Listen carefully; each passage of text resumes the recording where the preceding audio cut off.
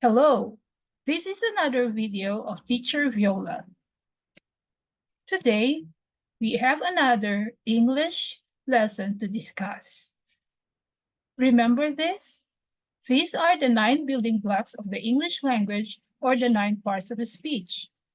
When we put the parts of a speech together, we form a... Yes, you are right. We form a sentence. Now, I know that you know how to make a sentence. Let's make 6 simple sentences using the 3 words in the pictures: dog, bite, and man. Write your sentences in your notepad, and I'll give you a little minute to finish them.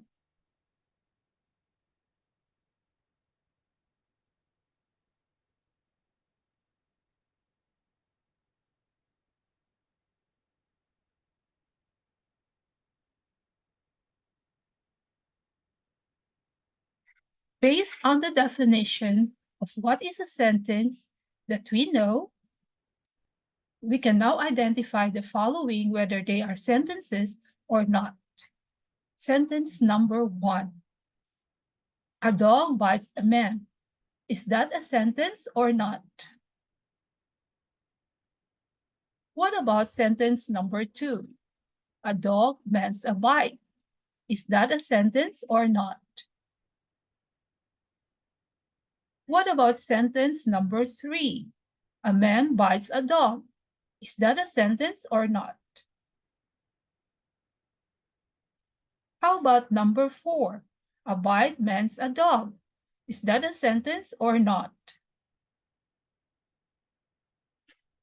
Number 5. A bite dogs a man. Is that a sentence or not? Number 6. A man dogs a bite. Is that a sentence or not?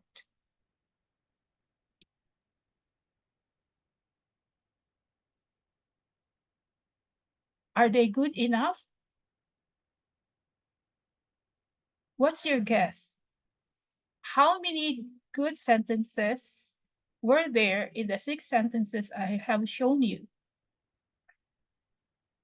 And why do you think it's a good sentence? Let's talk about what is a good sentence. A good sentence would pass the meaning test with flying colors. What are the meaning tests? The meaning tests are the following: the lexical meaning test, the syntactical meaning test, and the inferential meaning test. Lexical meaning test. Passing the lexical test means 100% guaranteed that your words or vocabulary are found in the roughly 1 million English words. Your words are acceptable standard English words. Passing syntactical test. Syntactical test means that your sentences passes through the English grammar measuring stick and grammar weighing scale. Words are accepted by standard English grammar. While inferential test is the hardest, this is the hardest to pass. It means your sentences are genuine English, not fake. Perfectly understood. Your English is understood by standard English speakers. Let's check our 6 sentences if it would pass the 3-way meaning test. Sentence number 1. A dog bites a man. It passes lexical test. It also passes syntactical test. And it also passes inferential test. What about sentence number 2? A dog mends a bite. It passes lexical test, passes syntactical test, but failed in the inferential test. Why? A dog mends a bite. Look at the verb mends. Mend supposedly a noun, but we also have to mend, isn't it?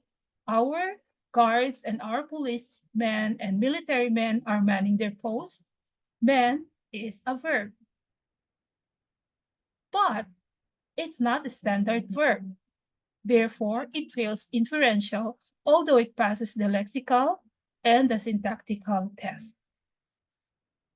What about sentence number 3? A man bites a dog. Have you ever seen a man biting a dog? Maybe. So I give it a lexical and syntactical test pass, but failed in the inferential because rarely that you will see a man biting a dog. What about sentence number 4? A bite means a dog. Here, all the words are there. And a bite could also be a noun. We said that man could be a verb, and a dog is a noun, and it can be an object of the verb. Therefore, it passes the lexical, but it fails the syntactical because a bite cannot guard or man a dog. Therefore, this one fails its syntactical and its inferential meaning. What about sentence number 5? A bite dogs a man. Here, lexical, syntactical, inferential failure. Why? We said that it could be a bite could be a noun, but dogs cannot be a verb. A man can be an object because it's a noun. And because of the dog there, we failed lexical meaning test. What about syntactical? Also failed syntactical because dog is not a verb, and therefore automatically it would fail the inferential test. What about sentence number 6? A man dogs a bite. Again, it would fail both of the 3 meaning tests because dog is not a verb. I hope you understand. We will be using that in the next lessons when we discuss about grammar and pronunciation in the future. Bye! I'll see you again in the next video.